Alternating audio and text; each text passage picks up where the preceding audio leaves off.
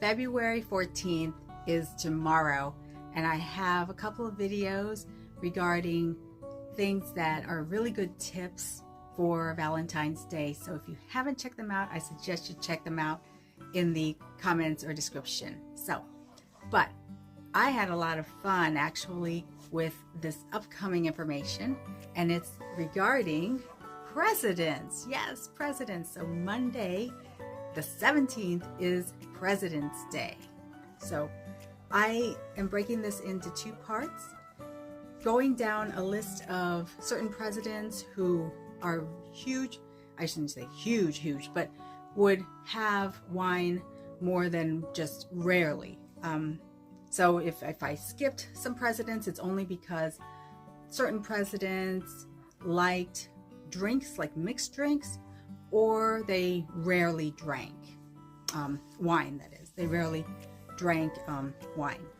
So if you just kind of joined me on this little history trip, it was kind of cool, and I was able to find their favorite foods so that we can start thinking about what they liked in wines and what their favorite food was. Was it a pear?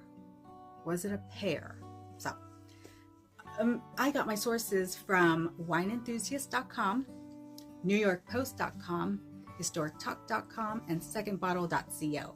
So we're all across the board here with all the information. And like I said, so the first part is the first president. We're going to just start with George Washington himself. He loved Madeira, which is a Portuguese fortified wine. He also loved Champagne and Burgundy from France. Now, his favorite food was hoe cakes, which is cornmeal pancakes. So he just kept it simple, right? So yes, he was a fan of the Madeira. He drank it throughout his life. And according to the Mount Vernon estate in 1793 as president, Washington purchased 485 bottles of Champagne and Burgundy, which cost him at the time a little over $355. Back then, that was pretty pricey. So, $485, actually, I mean, that's not terrible. $355. I mean, I guess I'm just, so used to our economy. Now I'm thinking, gosh, $485 for $485 bottles for $355. That sounds like a deal, like a steal. Moving on to our second president, John Adams was also a fan of the Madeira. His favorite food was New England boiled dinner, like crock-pot style.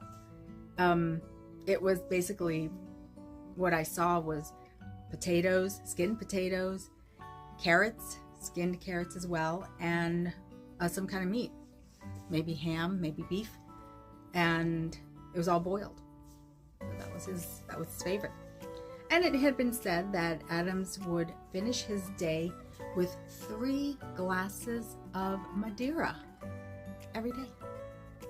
And according to the New Jersey Liberty Hall Museum, they discovered that President Adams stocked up on this Madeira.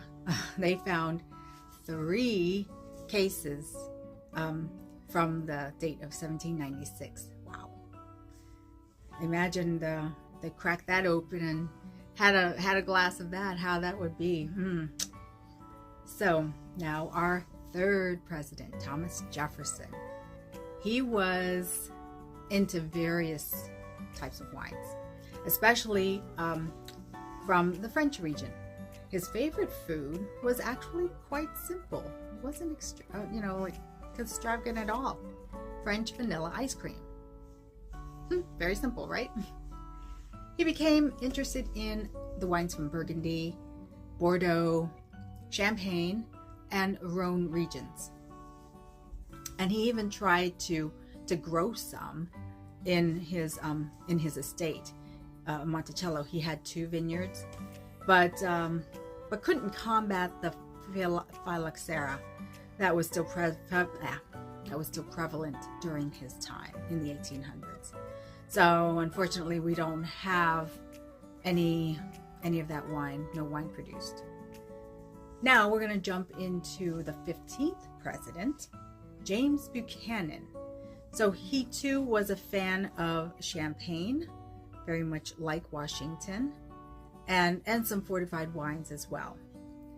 Now, interestingly, his favorite food was the sauerkraut. So, and I'm imagining that it wasn't just sauerkraut, it was probably mixed with some kind of meat, like maybe a pork. But yeah, sauerkraut. And it was said that Buchanan knew how to party. They said that he had such a party where there were several hundred bottles of wine served, 150 of them being champagne. Can you imagine that type of party? Man, I'd try every single bottle, even the champagne. I would. Now, the fortified wines he was fond of were Madeira, no surprise, and sherry.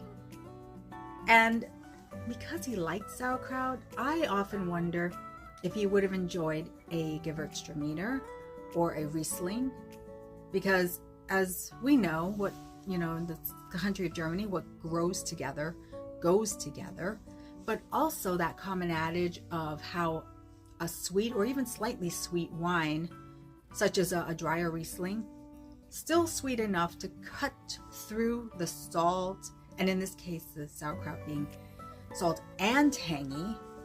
So you've got, the fruit and sweet mixing, balancing well with the tang and the salt. I don't know. What do you think? What do you think about that? I've always wondered what people pair with pickled foods, because that's, to me, is one of the more complex layers when it comes to foods. And of course, there's salt and you can cut through it. But yeah, tell me what's your favorite that you like to mix with something like a sauerkraut or a pickle. And then to round it out for this part, the 30th president, Calvin Coolidge, his favorite wine was a Tokaji, that wine from Hungary. And I had mentioned that a few weeks ago, so you can always refer back to that. I'll have a link in the comments. But now his favorite food was the jelly roll. So it sounds like it would have been a good pairing with the Tokaji. Now, Calvin Coolidge was a pretty private man. Not much is reported about him enjoying wine in public.